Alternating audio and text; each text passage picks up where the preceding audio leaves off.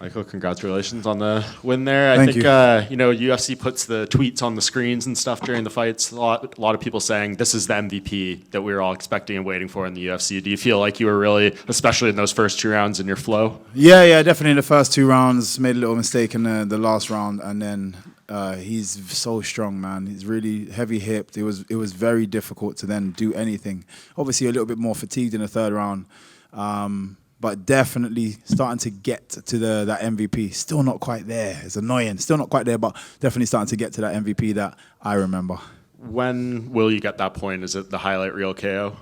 No, you know what? It's to be fair, it's not even about the decision. Yes, I want that 100%. I want to get those things. Pratis just came with a beautiful spin elbow. Like I want those moments. I want to gift those moments to the crowd, to the fans. But it's more me. I just know those will come when I get to that stage of myself. And I'm almost there. Not yet, not quite yet.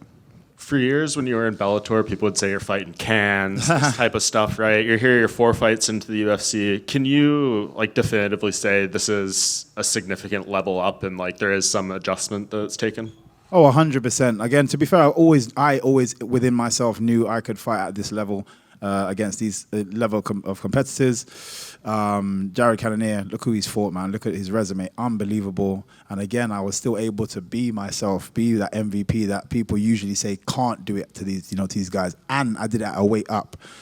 Definitely, if anybody questions that still now, there's nothing for me to. You obviously are not a true fan of the sport. And Jared said at media day, when we asked about him being a former heavyweight and you being a welterweight, what's the strength going to be like? And he was definitive, I'm going to impose my will on him.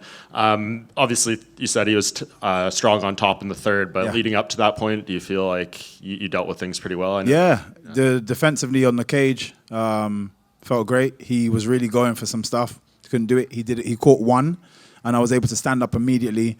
And at that point, I was like, yeah, he can do nothing to me. But then when he got to that good position in half guard, I was able to keep getting back there. He mounted a couple of times. I managed to get it back. But he just felt strong in terms of then progressing, getting back to guard, getting back to my feet. It was a bit frustrating there. But I felt great. And strength-wise, he is strong. But I felt like I held myself very well. And you gave Pratis props for that spinning elbow. I don't know if you saw the post-fight interview. They said he wants to fight in Brazil October 11th. Oh, amazing. For a welterweight, would you be... Oh, 100%. Yeah? 100%. Yeah, and you're not hitting me with that spinning elbow, I'll tell you that now. But, yeah, 100%. That's a great fight. And it is those kind of fights that I want. It's those kind of fights that I'm calling out. And if he's happy, I'll happily put my hand up. And I would love to go to Brazil, man. I've had fans in Brazil for many years. I remember being called the UK Anderson Silva, which is a massive compliment. But I had a load of fans in Brazil, and I still haven't managed to get over there yet. So I'd definitely love to be over there. Do you think that'd be a quick turnaround? Because I think that's October 11th would be the fight in Rio. Ooh. Yeah, I'll speak to the coaches now. Yeah, no, again, and I feel pretty good. No damage, no real damage. Little sore leg slightly, but that's normal when people try to go for your legs and stuff, kicking the legs. Nothing. That'll be fine in a week. So that sounds very good to me. Would you push for a 5-round co-main event? Because they've done that before in the past. Yes, 100%. Again, if it's a great fight, then why not? It gives me more time to show my skills.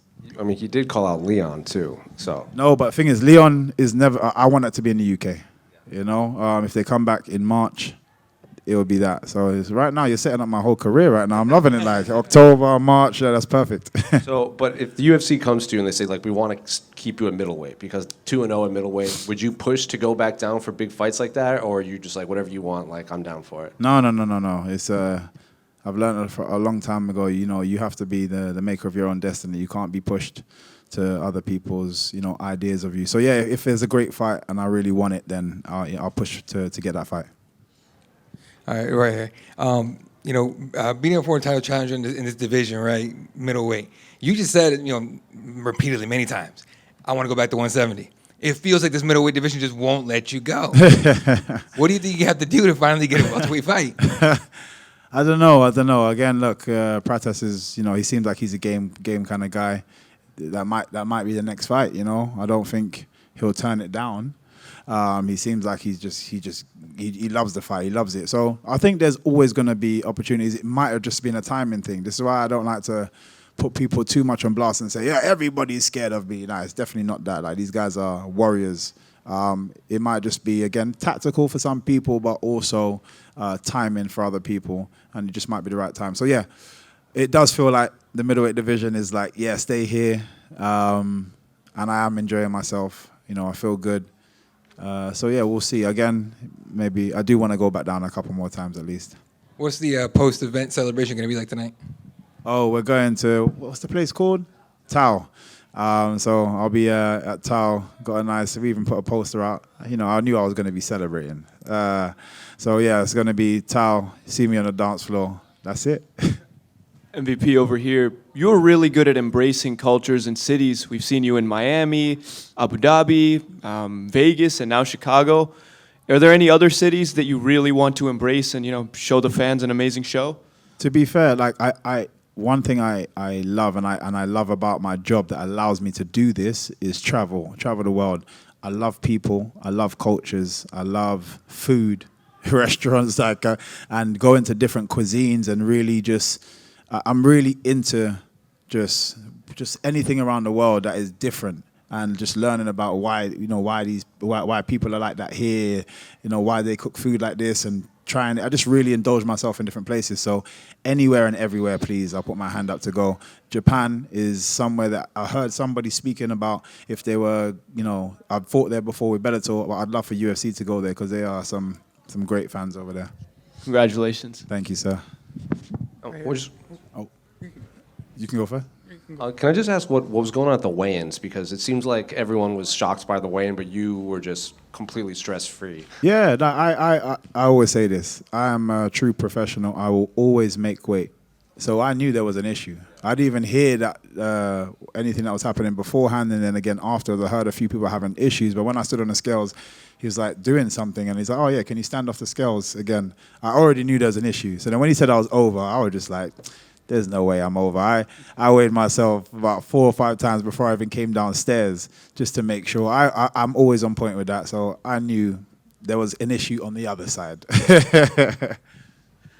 You said on media day that your power doesn't translate. Were you surprised that you knocked him down 2 times in the fight? Yeah, I'm not going to lie. For a second, I wanted to just look at my hands. I was like, wow. No, seriously, though, like, I think I was feeling good, you know, with my sparring partner, Norbert Navenue, who's going to be the next person in the UFC. Just remember that. Please type that down. Norbert Navenue, yeah? Just make sure. He was my sparring partner, and I was feeling really strong. And he was even, you know, complimenting. He's like, you know, you're feeling really strong. You're landing your shots really well. So it didn't surprise me. When I landed that shot clean and I saw him wobble, I was like, oh, yeah, I'm a middleweight. And then when he laid on top of me, I was like, okay, I'm a welterweight, whatever. And then you're 3-1 in the UFC. You're one of the few people to come from Bellator and other promotions to have success in the UFC. What's your secret? Like, how do you have this success in the UFC? To be fair, I think it's quite easy. I'm the one and only MVP. It's very different. One and only MVP, and that's why I'm having success here. Are you proud of that success? 100%, man. I've been criticized my whole career, from my first fight, my whole time through Bellator, and the question mark and the criticism was, he can't do that in the UFC. And I've come and I've proved everybody wrong, you know? And then the fans really got behind you here in Chicago. Yeah. Other than Chimaev, you're probably the biggest fan favorite on the card. Yeah, I should have been co-main event. Yes, I know, yeah. Would you come back to Chicago? Oh, 100%, man. Like, seriously, the city is beautiful. The people are amazing. The crowd, the supporters, absolutely everything. And I don't understand why it's taken UFC so long to even come back here. And I hope it's a regular thing. And like I said, if they come back here, I'll probably come out a little bit earlier and just enjoy the city a little bit more, or just stay afterwards. In fact, let me do it. Stay afterwards, although I'll get too fat. So, yeah, I'll stay afterwards a little bit longer and really enjoy the city. All right, thank you. Congratulations. Thank you so much, guys.